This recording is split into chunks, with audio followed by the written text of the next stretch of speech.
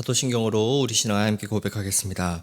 전능하사 천지를 만드신 하나님 아버지를 내가 믿사오며 그 외아들 우리 주 예수 그리스도를 믿사오니 이는 성령으로 잉태하사 동정녀 마리아에게 나시고 본디오 빌라도에게 고난을 받으사 십자가에 못 박혀 죽으시고 장사한 지 사흘 만에 죽은 자 가운데서 다시 살아나시며 하늘에 오르사 전능하신 하나님 우편에 앉아 계시다가 저리로서 산자와 죽은 자를 심판하러 오시리라. 성령을 믿사오며 거룩한 공예와 성도가 서로 교통하는 것과 죄를 사하여 주시는 것과 몸이 다시 사는 것과 영원히 사는 것을 믿사옵나이다. 아멘. 저희 다 함께 찬송가 161장 함께 찬송하도록 하겠습니다.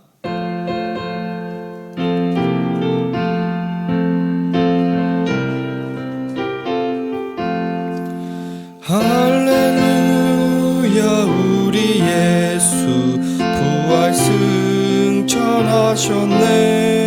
세상 사람 찬양하니 천사와 답하도다. 구주 예수 부활하사 사망 권세 이겼네.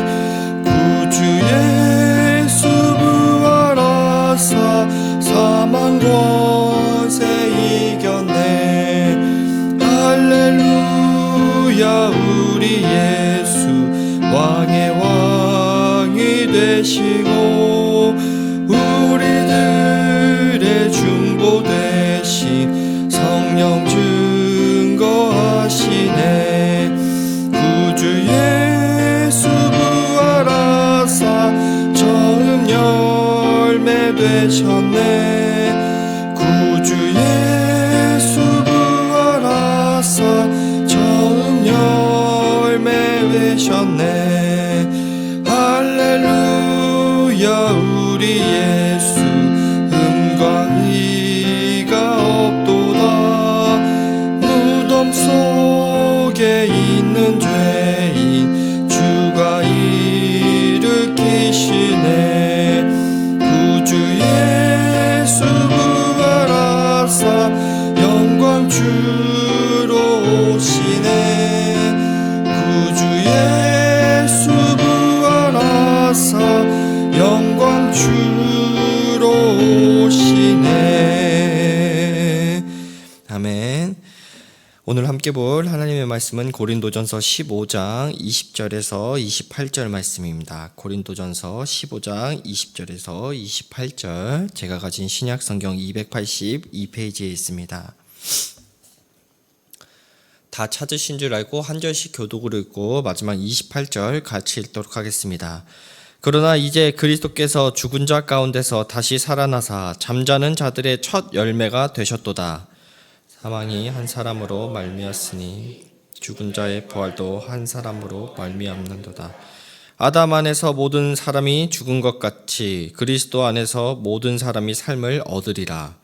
그러나 각각 자기 차례대로 되리니 먼저는 철맨이의 그리스도요, 다음에는 그가 강림하실 때에 그리스도께 속한 자요, 그 후에는 마지막이니 그가 모든 통치와 모든 권세와 능력을 멸하시고 나라를 아버지 하나님께 바칠 때라.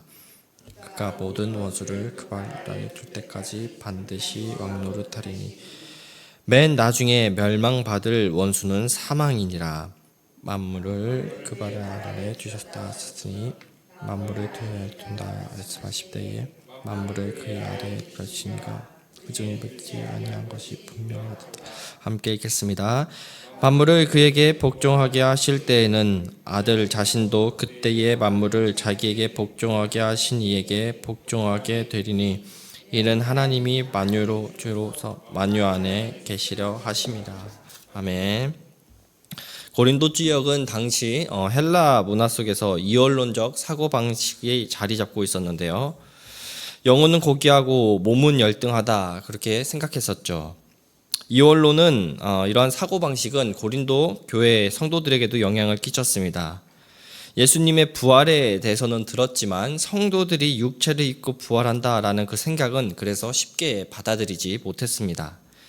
그래서 이들은 죽은 몸이 다시 살아난다는 그 복음은 이들에게는 여전히 낯설은 이야기였습니다. 그러한 생각 앞에서 바울은 고린도 교회 성도들에게 부활의 의미를 다시금 설명하며 오늘 본문은 이렇게 시작합니다. 20절 말씀입니다. 그러나 이제 그리스도께서 죽은 자 가운데서 다시 살아나사 잠자는 자들의 첫 열매가 되셨도다. 여기서 바울은 예수님의 그 부활을 첫 열매라고 지금 설명합니다. 첫 열매는 단지 가장 먼저 거둔 열매라는 뜻만이 아닙니다. 첫 열매가 나왔다라는 것은 추수가 시작되었다라는 뜻인데요. 첫 열매는 그래서 앞으로 이어질 전체 수확을 알리는 표지가 되기도 하는 것입니다. 예를 들면 농부가 밭에서 첫 열매를 거둘 때에 농부는 그 첫 열매만을 바라보지 않습니다. 그 첫 열매를 보며 곧이어 다가올 그 추수를 기대합니다. 마찬가지로 예수님께서 잠자는 자들의 첫 열매가 되셨다라는 것은 예수님의 부활이 홀로 떨어진 사건이 아닌 예수님께 속한 모든 성도의 그 부활을 보증하는 시작이라는 뜻입니다.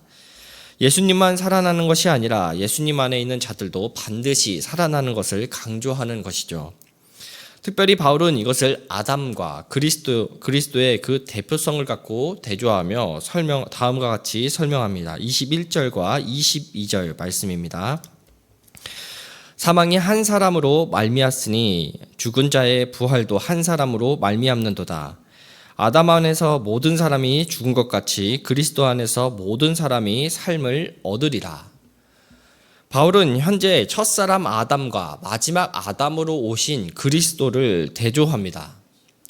우리에게 죽음이 주어진 것은 아담 한 사람의 그 불순종으로 시작이 되었습니다. 아담으로 인해서 그래서 사망이 인류 안에 들어왔죠. 이로 인해서 그 누구도 죽음을 피할 수가 없게 되었습니다. 아무리 건강해도 아무리 지혜로워도 아무리 많은 것을 소유해도 죽음을 피해갈 수 없습니다. 죽음은 인류가 피할 수 없고 저항할 수 없는 저주이기 때문입니다. 그러나 성경은 여기서 마치지 않고 죽음의 그 운명을 거스릴 수 있게 하는 그 마지막 아담, 그리스도를 소개합니다. 아담 안에서 죽음이 왔다면 그리스도 안에서 생명이 있습니다. 첫사람 아담이 죽음의 문을 열었다면 마지막 아담이신 그리스도께서는 부활의 그 생명의 문을 여셨습니다. 아담에게 속한 사람은 죽음 아래 있지만 그리스도께 속한 사람은 부활 생명이 그 안에 있게 된 것입니다. 그렇기에 우리의 운명은 더 이상 아담 안에 갇혀 있지 않습니다. 그리스도께서 다시 살아나셨기 때문에 그리스도의 그 속한 자들의 그 미래도 달라진 것입니다. 성도된 우리의 그 마지막은 무덤이 아닌 바로 생명, 부활 생명인 것입니다. 물론 현재 우리가 입고 있는 이 육체는 완성된 육체가 아닙니다. 현재 우리의 육체는 낡아지고 병들고 언젠가는 죽음을 이 땅에서는 맞이하게 됩니다. 그래서 때로는 질병 앞에서 두렵고 사랑하는 이를 떠나보내야 하는 그 상실 앞에서 무너질 때가 있습니다. 그러나 오늘 본문은 이 슬픈 현실 속에서 소망의 미래가 있음을 기억하라라는 것입니다. 잠시 잠들었던 주의 자녀들은 다시 살아날 것이며 추수는 반드시 온다는 것입니다. 그리스도께서 다시 살아난 것은 이미 역사적으로 확인된 사실입니다. 그러므로 그리스도 안에 있는 우리도 나보다 먼저 세상을 떠나 잠깐 헤어진 내 가족들도 친구들도 반드시 다시 만나게 될 것입니다. 계속해서 바울은 부활의 완성이 하나님의 질서 속에서 완성된다라고 하면서 23절과 24절은 이렇게 설명하고 있습니다. 그러나 각각 자기 차례대로 되리니 먼저는 첫 열매인 그리스도요, 다음에는 그가 강림하실 때에 그리스도에게 속한 자요, 그 후에는 마지막이니 그가 모든 통치와 모든 권세와 능력을 멸하시고 나라를 아버지 하나님께 바칠 때라. 부활에는 하나님이 정하신 그 차례가 있습니다. 먼저는 첫 열매이신 그리스도이고 그 다음은 그리스도께서 다시 오실 때에 그에게 속한 자들인 바로 성도들입니다. 그리고 마지막에는 모든 통치와 권세와 능력이 패해지고 나라가 아버지 하나님께 드려집니다. 여기서 차례라는 말은 당시 군대 용어로 사용되었었습니다.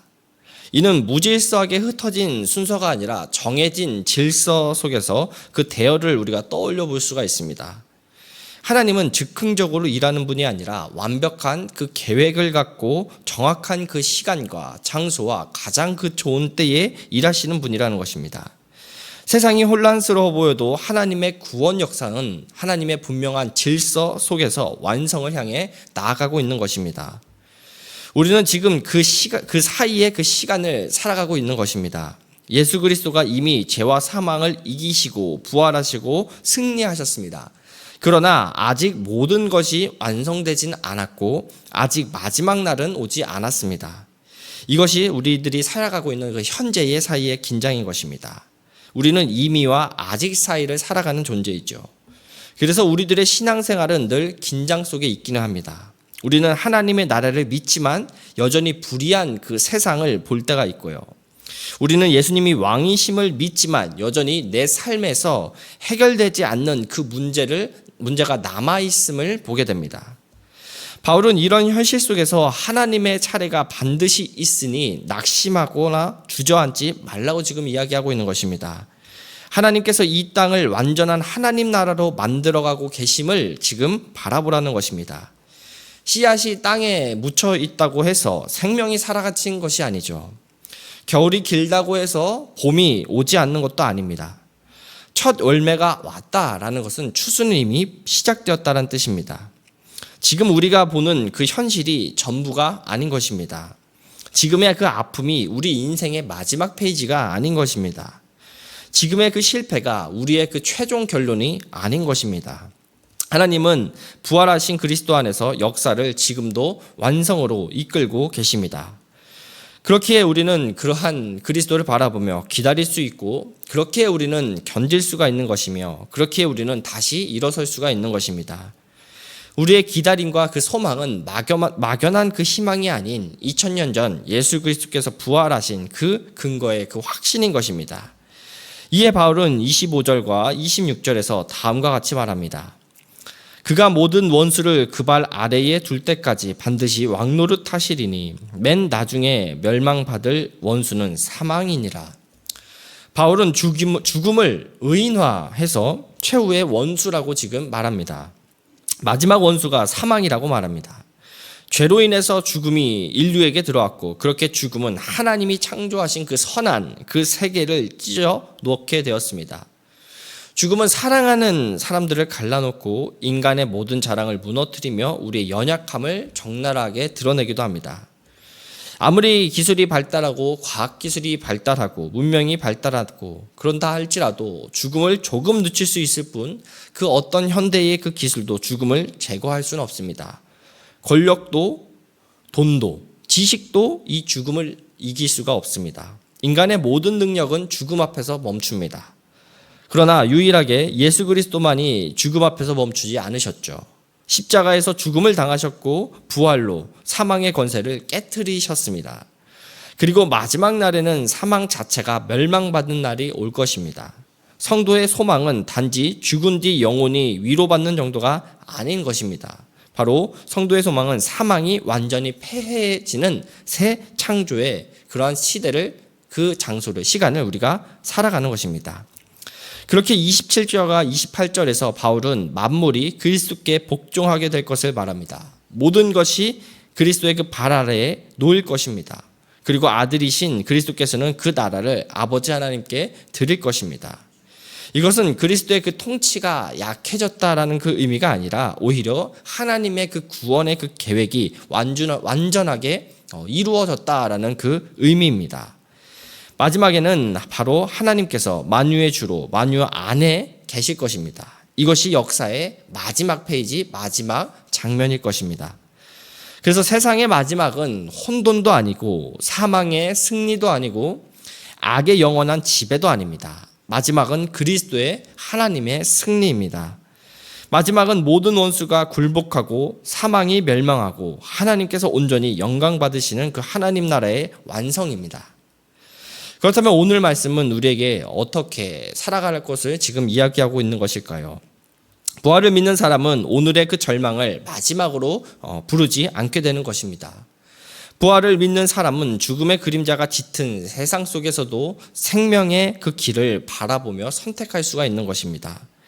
무너진 그렇게 예배를 다시 세우고 내 삶의 그 깨어진 관계 앞에서 화해를 포기하지 않으며 반복되는 실패 속에서 주저앉지 않게 되는 것입니다. 왜냐하면 우리는 이미 승리하신 왕께 속한 사람들이기 때문입니다. 우리의 싸움은 승리를 얻기 위한 싸움이 아니라 이미 승리하신 그리스도 안에서 끝까지 믿음으로 싸우는 그 싸움인 것입니다. 오늘도 여전히 우리 안에 죽음의 그 흔적들이 있을 것입니다. 기쁨이 죽을 수도 있고요. 사랑이 식을 수도 있고요. 예배가 무너지고 소망이 꺼져갈 때가 있을 것입니다. 그러한 자리에서 부활의 능력을 다시금 묵상하길 바랍니다. 부활의 능력은 오늘 죽어가는 그 믿음을 다시 살리고 식어버린 그 사랑을 다시 일으키며 무너진 삶을 다시 하나님께로 향하게 하는 그 능력입니다. 이것이 부활의 첫 열매를 믿고 바라보는 사람들이 갖게 되는 그 능력인 것입니다. 오늘 말씀을 요한계시록 21장 4절 말씀으로 한번 맺어보려고 합니다. 요한계시록 21장 4절 말씀 이렇게 되어 있습니다. 모든 눈물을 그 눈에서 닦아주시니 다시는 사망이 없고 애통하는 것이나 곡하는 것이나 아픈 것이 다시 있지 아니하리니 처음 것들이 다 지나갔음이로라. 사랑하는 성도 여러분, 그리스도의 부활은 과거의 한 기적만이 아닙니다. 그것은 우리의 미래를 보증하는 첫 열매이고 또한 오늘 우리의 그 삶을 여전히 붙들게 하는 현재의 능력인 것입니다. 그러므로 부활의 첫 열매이신 예수 그리스도를 붙들며 다시금 바라보길 바랍니다. 죽음보다 크신 주님을 바라보길 소원합니다. 아직 완성을 보지 못했다고 낙심하지 않아도 됩니다. 왜냐하면 하나님의 차례는 반드시 이루어질 것이기 때문입니다. 그렇게 그리스도께 속한 자들은 반드시 생명을 얻을 것이며 마지막 원수인 사망도 반드시 멸망할 것입니다.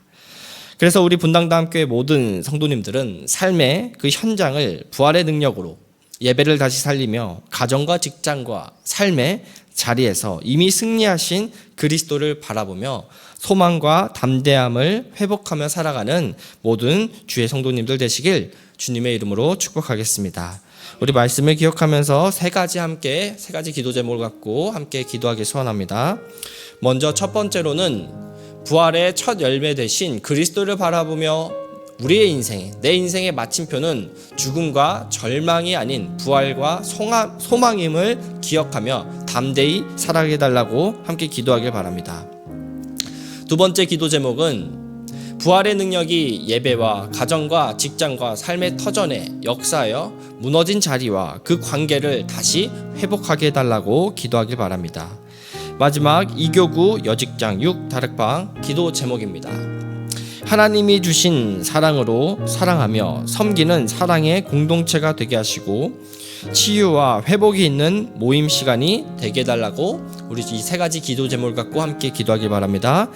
하나님 아버지 감사합니다. 오늘도 저희에게